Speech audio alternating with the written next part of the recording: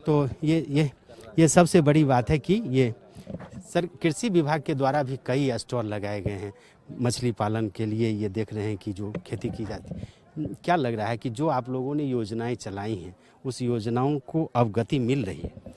देखिए, कृषि road map के तहत कई तरह की योजनाएं जो किसान के हित में सोचा गया और उसका निर्माण किया गया है, उसका अभी ज़मीन पर उतारा जा रहा है। और उसी का परिणाम है कि जैसे नवादा जैसे ज़िले में इस साल में 500 से ज़्यादा एकड़ में माइक्रो इरिगेशन यानी जो ड्रिप और स्प्रिंकलर इरिगेशन का काम बड़े पैमाने पर हो रहा है।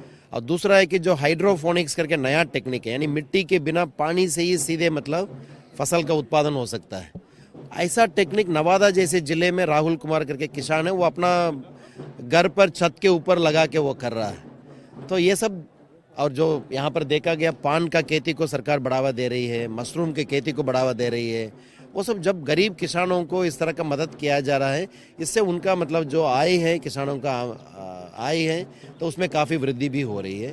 तो हम लोग चाहेंगे कि इसको देख के और भी ज़्यादा किसान इसी तरह का अच्छे टेक्नोलॉजी, नए अच्छे प्रैक्टिस है उसको अपनावें। पहले कहा जाता था बिहार में कि कृषि प्रधान राज्य होने के बावजूद भी ये पुरुष के जिम्मे था, लेकिन जो स्टॉल आपके द्वारा लगाए गए हैं तो अब लगता है कि कई जगह पर महिलाओं ने पूरी दक्षता के साथ अपनी बात रखी और कहती है कि वो हम इस तरह की खेती करते हैं। गलत सोच है कि कृषि में पुरुष लोग ही काम करते हैं। ये शुरू से ही कृषि में सबसे ज़्यादा योगदान महिलाओं का रही है। और वो रोपनी करने का काम हो, फसल कटनी का काम हो, सब में उनका योगदान बड़ा अहम योगदान हमेशा रहा। और अभी चूंकि जैसे आप लोग देख रहे हैं जीविका के स्वयं सहायता समूह के महिलाओं का संगठित किया जा रहा है, उन लोगों के माध्यम से भी महिलाएं काफ़ी जागरूक हो रहे हैं तो और आगे बढ़ रहे हैं। लगता है कि कुछ अभी भी प्रचार प्रसार सुदूर देहाती इलाकों में नहीं पहुंचा है। जिस तरह से आपने कहा नवादा है, गया है, जहानाबाद, ये सब इलाके ऐसे हैं जहां पानी की समस्या है। अगर इस तरह के पटवन की समुचित व्यवस्था वहां हो जाए। देखिए, प्रचार प्रसार तो किया जाता है, लेकिन उससे सबसे बड़ा प्रचार प्रसार ये होगा कि जो किसान हैं वहाँ पर जो खेत में वो अपना स्प्रिंकलर लगा के वो अपना उत्पादन कर रहे हैं, तो एक तो जो खर्च में कमी आई है, दूसरा है कि जो उत्पादन हो रहा है उसमें वृद्धि आई है।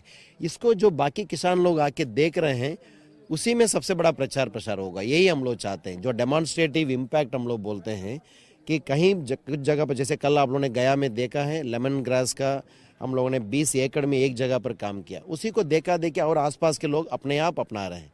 उसी तरह का ही हम लोग ज़्यादा से ज़्यादा प्रयास आजकल कर रहे हैं। सरकार जैसे कहती है नीचे मछली ऊपर बिजली, और ठीक यहाँ भी किसानों ने बताया है कि एक ही प्लेटफॉर्म पर खेती हो रहा है, पशुपालन हो रहा है, मछली पालन हो रहा है। ये सारी चीज़ें तो क्या मतलब किसानों को धन की संकट न हो, उन्हें आर्थिक रूप से कहीं न कहीं परेशानी न हो, इसके लिए भी राज्य सरकार मदद कर रही है। देखिए, वही है, जो कृषि रोड मैप है सिर्फ कृषि विभाग का नहीं है, 12 डिपार्टमेंट इन्वॉल्व है। उसमें पशु मत्स्य संसाधन विभाग भी है, सहकारिता विभाग है, खाद्य एवं आपूर्ति विभाग है, और उसमें बिजली विभाग भी है। जो कृषि फीडर की आवश्यकता है, बिजली की व्यवस्था है, किसान के लिए कैसे मदद करें, सो कृषि फीडर के लिए जो बिजली विभाग भी है। इस तरह का 12 डिपार्टमेंट मिल के किसान के हित में सोच के कृषि रोड मैप बनाया गया है। जो अगला कृषि रोड मैप में भी उसी तरह का काम किया जा रहा है। धन्यवाद सर। तो ये हैं कृषि विभाग के प्रधान सचिव एन श्रवण कुमार, और लगातार मुख्यमंत्री की जो